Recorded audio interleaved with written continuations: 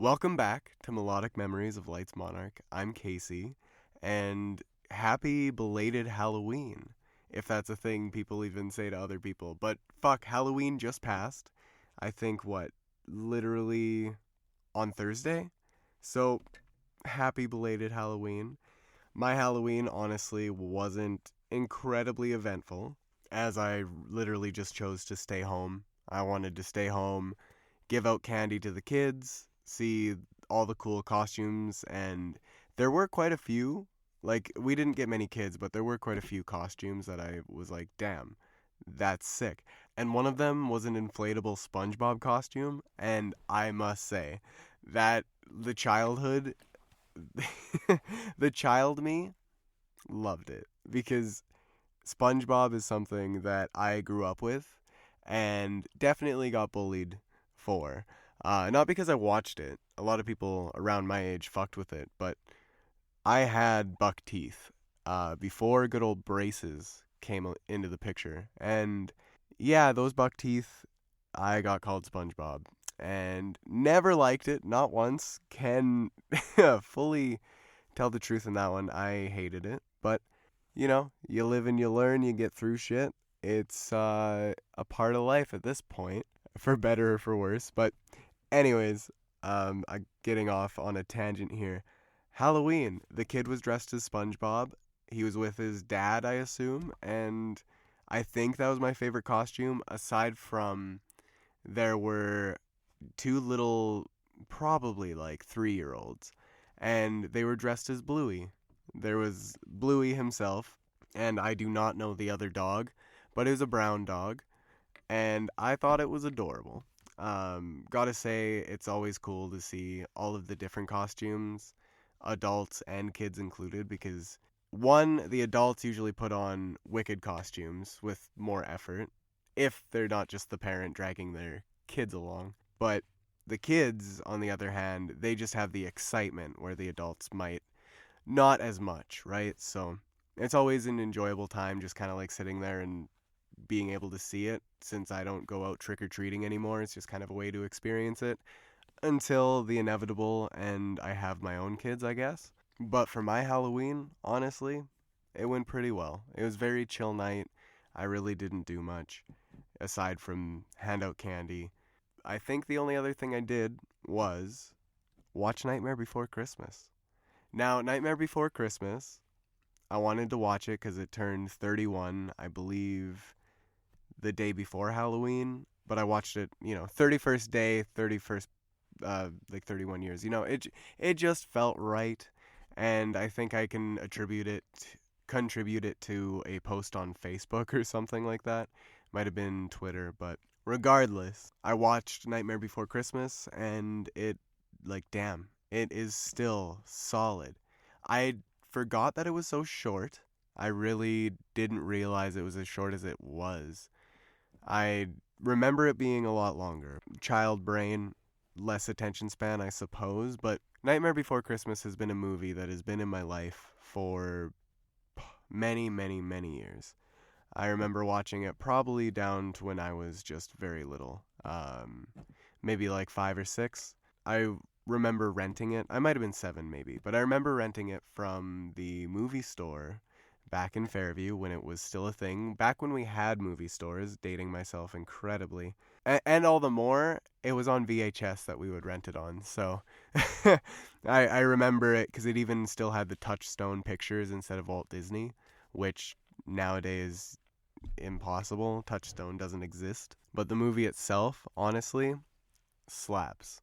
And I used to rent it from the movie store when I was a kid often. Like, I should have known there were early tells, early signs of being emo, and I should have known.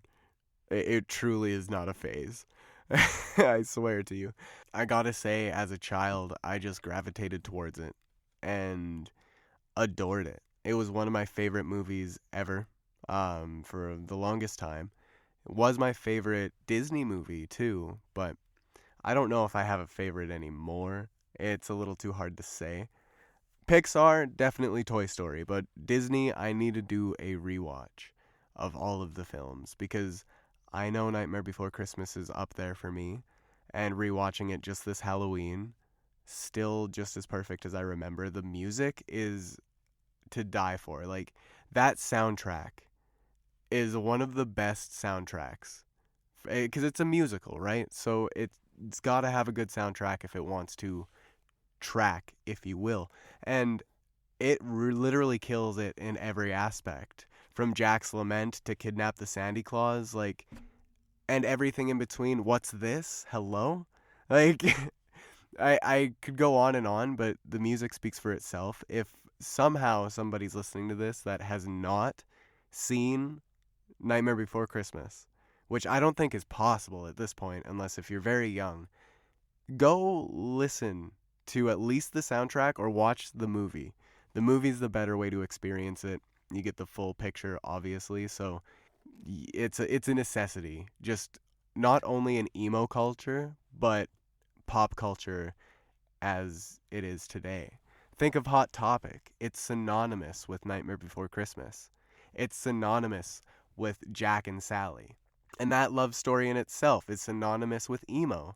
Think of that Blink 182 song, Where Are You? Like, that, we can live like Jack and Sally if we want. Hello? So, it's a huge franchise, and saying that it's only one movie with some video games kind of progressing story here and there. Whether or not those are canon, couldn't tell you, but, like, it's in Kingdom Hearts. I adore it. Everything to do with Nightmare Before Christmas, it's good shit, and I definitely recommend it. And I know it's just kind of beating a dead horse because everyone should know it's good shit, but I also understand that it's not for everybody. It's just a feel-good movie for me, and one that I've loved for a very long time. Apart from watching Nightmare Before Christmas, though, and having the kids show up, which there were only 21 of them. I counted them because my roommate Alex was like, yo, count them to see, because we were trying to see how much candy, if what we had was enough, just to kind of have an idea for following years maybe. And we had 21 kids, and we had 340 pieces of candy. So that shouldn't be a problem, right? The normal thing to do, grab a handful, put in a bag. But I was trying to be conservative, not because I'm stingy, I swear. I kind of regret doing it the way that I did now, but I was giving away 2 pieces to each kid to portion it out properly and evenly. And I realized that was a stupid decision. I mean, the better for me. I have a lot of candy now, but I don't know if that's exactly what I was going for. I just thought it was a good idea to have enough candy, and it kind of backfired. I totally overestimated the whole situation, and Halloween wasn't as big as I thought it was. And I don't know if that's to say it's how it's always been, or if it's literally just this generation of kids. And not to mention with the way the world was for just what seems like last year, even though it was years ago at this point with like COVID and everything.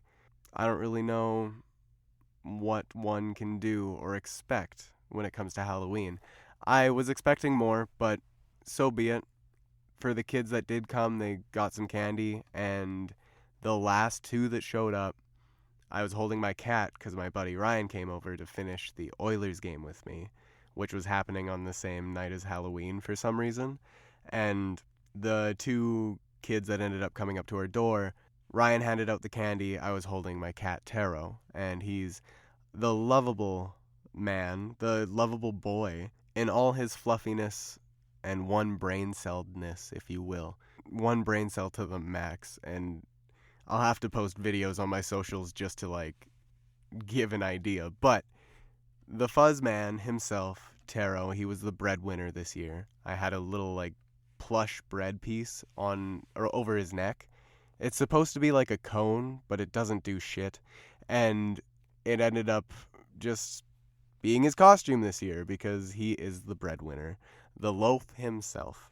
And they got to pet him because Ryan was like, hey, do you want to pet the cat? And I was like, But sure enough, you know, he's a lover, not a fighter. And he just takes all the attention he can get, for he is a whore. In the best of ways. Aside from Halloween, though, and watching the Oilers game alongside Nightmare Before Christmas, which the Oilers won, by the way, holy shit. McDavid's injured and somehow they win. Like, again, I'm not going to focus on that, but it's just bewilders me. But at least people are stepping up to the plate. The players are getting their act together, and hopefully it means good things for this Sunday. It is the Battle of Alberta, Edmonton versus Calgary. So here we go. We'll see what happens. But that's enough on sports for now, which I do feel it would be kind of cool to talk about sports a little more. So, I mean, if y'all don't mind, I wouldn't mind either. But in any sense, aside from Halloween, in my last podcast episode, I mentioned that the day it uploaded, I was finishing my string of shows. The 3 in a row that I had, aside 2 in a row with one break, and then the third. But still, the ensemble of shows that I had, I finished up with JJ Wild at Better Than Fred's. And Better Than Fred's is a local venue. It's a bar, really, but it acts as a venue for a lot of different bands.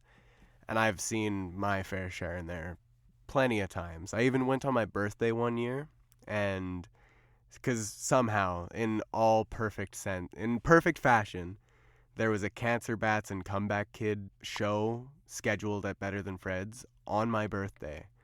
And the rest was history. I went, all my friends came, which I was shocked. I literally thought I would be maybe me and one other person, but they all pulled through, and it just goes to show that sometimes friends can surprise you. And it was amazing. I love music so much, and the fact that they put in that effort to come with me to this show, which I don't think they even knew any of the bands. Neither did I, though, like, to be honest, until that day kind of thing, because I was like, oh, there's a show tonight, excuse me? So, of course, for my birthday, but ended up crowd surfing for the very first time in Better Than Fred's. In a bar, I crowd surfed to Cancer Bats. Like, I don't know, there's something, I still think about it every so often, and I gotta thank Logan and Paul for pushing me on that, and Logan literally pushing me on that. He just yeeted me. It was so much fun, and I've crowd surfed since, but the Fred's is what I'm trying to say is Fred's is a good venue for what it is, with a lot of good music to be found there. And they do more than just that, but for the shows that they actually support, with JJ Wild last Monday, I went with Tyler, as he came to Valley with me as well, and it was a blast. I really think that JJ Wild herself fucking killed it.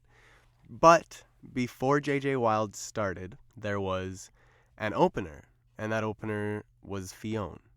Now, they're a really interesting band. I never heard of them before, and I ended up listening to their top 5 on Spotify just the day of the show, and I will have to say, they surprised me. I didn't know that they did a song with Josh Ramsey of Mariana's Trench fame. Like, what? They're on his solo album, and I had no idea. They're 2 girls, sisters, and they mimic each other's look. One has bangs, one doesn't, and they look identical. Like, it's very interesting, their aesthetic. They definitely have a choice, and they run with it. I think they killed the aesthetic of it all alongside the performance. Like, the show, I have to say, was so good. Fionn, they ended up playing some songs that I didn't know, but one that stood out, I would have to say, was Fishbowl. There was another one that I can't fully remember, but also Bad at Being Casual. That one slapped. Like, they ended up playing a cover of this Irish song because they are apparently also Irish, and the whole bar got into it. Like, it was a full-on experience. And it was cool because usually, I have to say, not a lot of the bar gets into the music, especially the further back you sit to the door. And while that makes sense, it's nice to see that that might be changing a little bit. I don't know if it was just Fionn, because they did do an amazing job, though they should have played Dirty Dancing, I will say that right now. Goldfish was a good substitute, but they should have played Dirty Dancing. If anything, I recommend you go check out that song because that's the one that stands out the most for me. And otherwise, I really think they did a great job, even though they were just the openers. So JJ Wilde herself, let me tell you, with the people cheering for Fionn and actually like the energy that they brought to it, they were amazing. And JJ Wilde pushed the limit even further. Like, she put on such a performance. She is a literal superstar. I know it's just a bar stage, so I get it. It's not big league at all. It's just a very intimate setting, but she has the presence. If she really wanted to push for it, and I know she is, obviously, like, not discrediting anything she has. I personally like her. I just know that she has so far to climb, and she's going. Like, I can see her going places. And I hope that that door opens for her because she really deserves it. The energy she brought to that show was it was almost unique to her because I've been to shows at Fred's before, as I mentioned, and it just had an energy that I hadn't felt before at that venue. Like, there were so many people that instantly got up as soon as they got on stage and stood in front of the stage, and that's not something that happens at Fred's. Like, sometimes here and there there's the odd person, or there gets to be a little crowd over time, but for people to just instantly get up and go like that, almost never, except for some hard rock shows that I've seen there. But with JJ Wilde, as I said, people were hyped. Obviously, they were up there singing along, dancing along, and having a good time. And I was right there with everyone. I was up there in the stage, well, not in the stage, in the pit, if you will, in the crowd. And I ended up moving up close enough to get to the stage. And it was so cool to see it up that close. Obviously, my buddy Tyler, he was just behind me and off to the side a little bit because I ended up scooting up more than I thought, I guess. But I was in the perfect spot at the stairs for when they were done their show. I was able to, like, I was clapping and cheering and everything, and they were getting off the stage right next to me, and JJ Wilde herself was, and I just, yelled at her, like, fuck yeah, amazing set. And she just gave me a huge smile, and it was a nice moment, I must admit. And then they got back on stage for an encore, and then when they got off stage for that encore set, which, again, absolute fire. They played a lot of their hits, like The Rush and Mercy and Mess to Make, Hands, Takes Me Back. I really like that song from their new album. And I will have to say, with all that they played, was amazing. The encore set was amazing. But as I was saying, they were exiting the stage, and I got to fist bump all of them. Like, just as they were coming off, like, fuck yeah, like you do at a hockey game to the hockey players. It is weird, but it was cool at the same time. And I ended up just having a great time that night. With all the songs that they played, all the ones that I knew, I let loose. I didn't think I had any more to let loose after the two shows I just had seen with Neck Deep and Valley, but that was another different kind of energy that, again, if you don't get without live music. And these different kinds of shows, like people that only stick to one genre of music, all the power to you, but I don't truly understand. Because if a song is good, it is good, no? Like, am I wrong? Because, in my opinion, that's the opinion I share. I do believe that if a song is good, it deserves to be heard, and regardless of what song it is, in one capacity or another, it is art. And I know that music varies a whole ton. Like, it is a never-ending spectrum at this point to what music can sound like and what can be classified as music. And I will say, with all of that in hand, the emotion that everything inspires and how different and varying that can be in itself is amazing. And JJ Wilde got to show me another new different side of that at this show. So I will admit, with all of the bangers that they actually played, regardless of the fact, the energy they brought, everything that they did, it was great. I really, really enjoyed it, and I'm so glad that I went. Because a part of me was like, oh, I just kind of bought these tickets. I like her, but I'm not a huge fan. But I will admit, she killed it. And I do have all of her music, as I did before the show, saved on Spotify at the very least. And I can say, even with liking her before, I gained a whole new respect for her and her talent at the show, along with her band members. And I will have to say, before I forget, it was Halloween at Better Than Fred's. They, even though it was on Monday, before Halloween, they made their Halloween event coincide with the concert.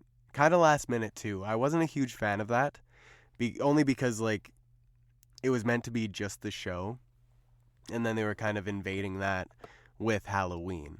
It didn't seem to make a difference, though. If anything, it enhanced it, because a lot of people were in costumes. And I think my favorite goes to the two ladies that were dressed as boobs. And they had shirts on, obviously, with a big bra strap on it. Like, they each were a tit. And they had big balloons, or like a medicine ball, kind of exercise ball, rather, in their shirt, and they just looked like tits. And even JJ Wilde made a comment on it, and she's like, there's just these two tits bouncing in my face right now. And it was like, oh, and it was just so fun. But with all the costumes and everything, the bandits themselves were dressed up. JJ Wilde herself being the devil, the guitarist being Jesus himself, the bassist being Jason from Friday the 13th, and the drummer was an angel. There was another guy, I can't remember who he was, I'm not even sure. I think he was a nun, maybe, or a priest, something of the sorts, I think, if memory calls correct. I have videos, they'll be posted on my socials as soon as I get to it, so if you want to know, go check them out. Would recommend. Lights Monarch, just saying. And aside from the shameless plug, they were all dressed up, so I fist bumped Jesus. It was a great show. That alone, great show. And as I was leaving, well, actually, before I actually saw any of the bands, I did check out the merch booth. I couldn't spend a lot of money, so instead I just bought the cheapest thing they had. Was still $10, but it was a Bic, a lighter, that had her logo on it. So, all in all, it was a really fun day, fun show, fun evening.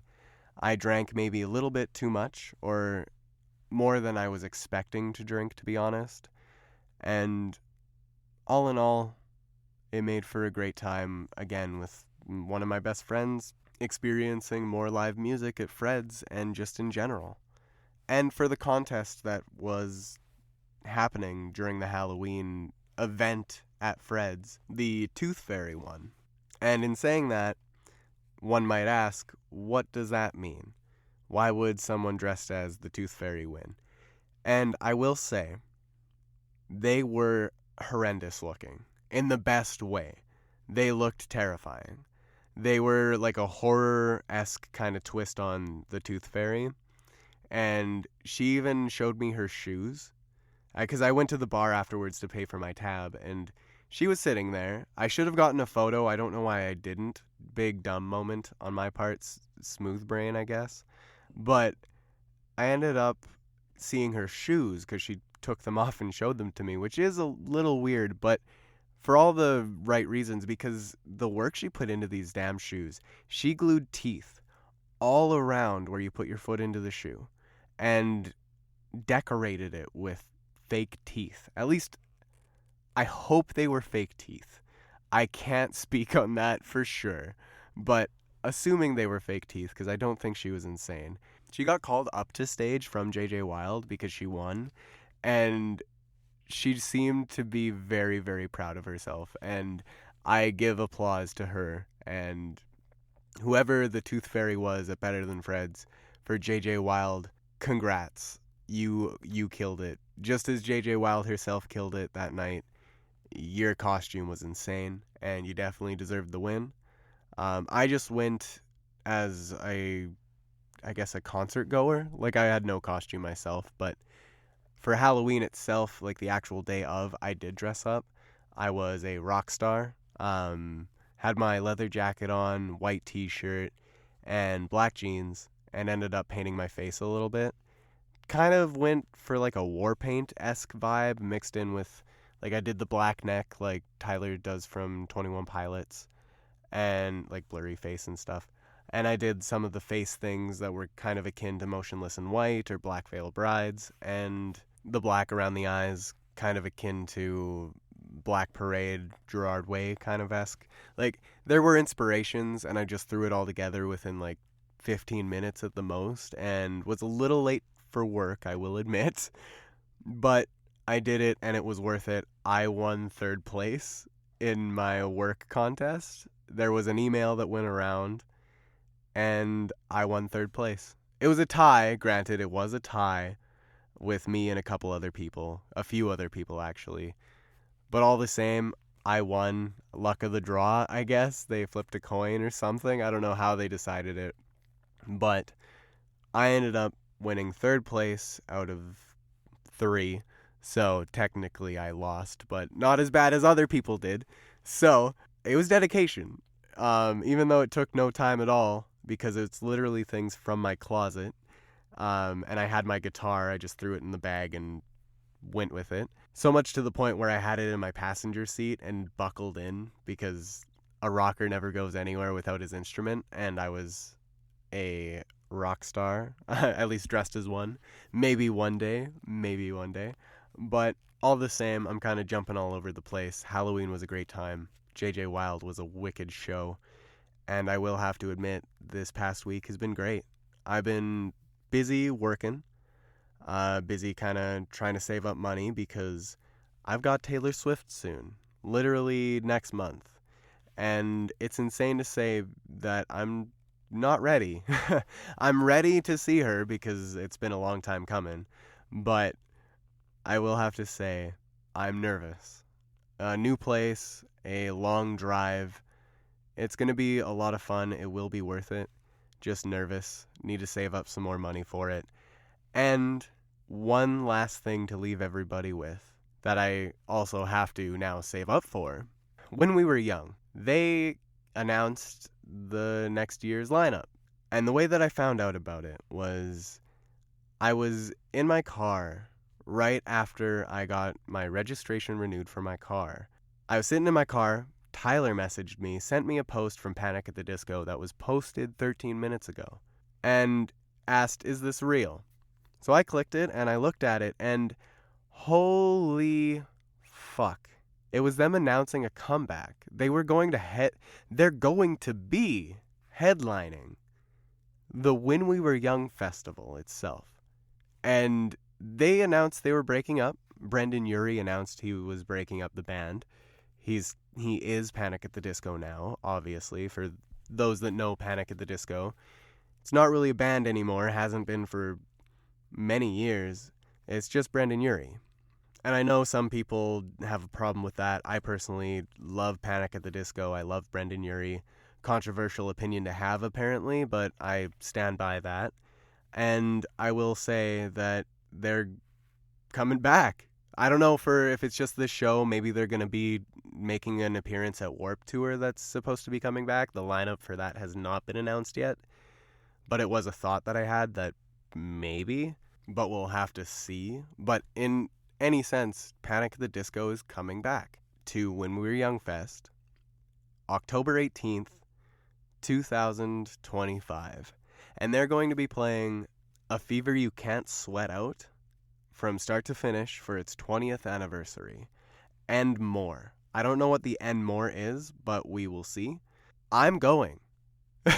Just to say right now, I'm going. I got a ticket.